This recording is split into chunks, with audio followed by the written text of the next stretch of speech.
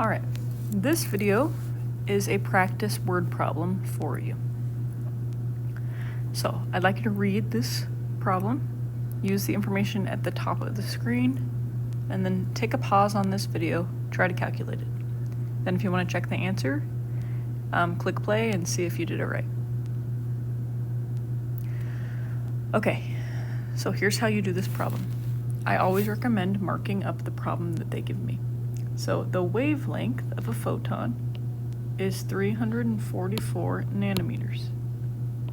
This tells me right here that my lambda, my wavelength, is that number. And they are asking me to solve for energy in joules. Okay, so that's my E in joules. So in order to find energy, the only equation that I know is E equals H times V. You should note that the problem never gave us V, it only gave us lambda. So, I also know the equation that involves lambda is the speed of light equation, C equals lambda times V. If I plug lambda and C in, I can solve for V, and then I can plug that V into this equation right here to solve for energy. Now, there's one more red flag that you should see here, and that is the fact that this wavelength is in nanometers. If I want to use this equation, I have to be in meters for my lambda. So, the very first thing that I should do is go ahead and solve my conversion to meters for my lambda. So this is my lambda conversion. If you don't know how to do this, I suggest looking at my YouTube video that's in this playlist about converting meters and nanometers. So I know that if I want to get to meters, I multiply by 10 to the negative 9th.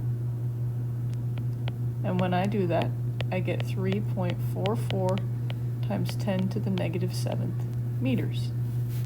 And that is my lambda. Now that I have that appropriate lambda, I can plug it into my speed of light equation.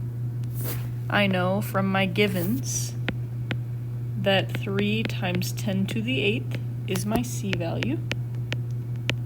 This lambda goes right there, and V is what I'm solving for. In order to solve for V, I need to divide both sides by that lambda.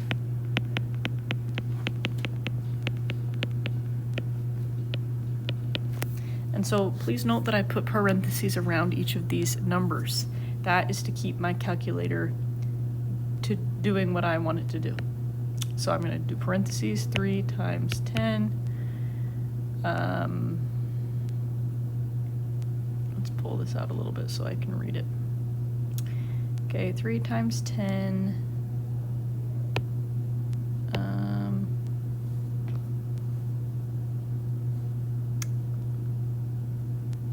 To the, sorry, that took me a minute, 8th, close parentheses, oops.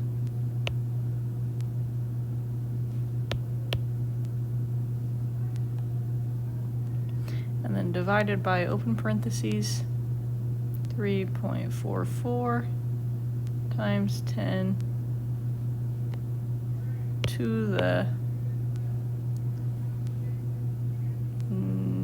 negative 7th. And when I click enter, I get this value, 8.72 times 10 to the 14 inverse seconds. This is also called hertz.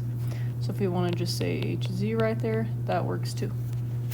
Now that I have that V value, I can go ahead and plug it in here to E equals H times V. So I'm going to say E equals, my H value comes from my constants, so 6.63 times 10 to the negative 34th, times that V value that I just found. Sorry that I ran out of room. And I'm going to go ahead and plug that into my calculator. Oops.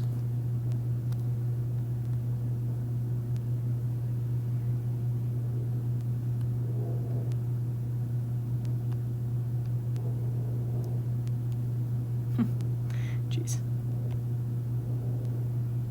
Okay. So I'm going to say that answer that I had gotten answer times, and then my H value, 6.63 times 10 to the negative 34th. And I get the energy of 5.78 times 10 to the negative 19th joules.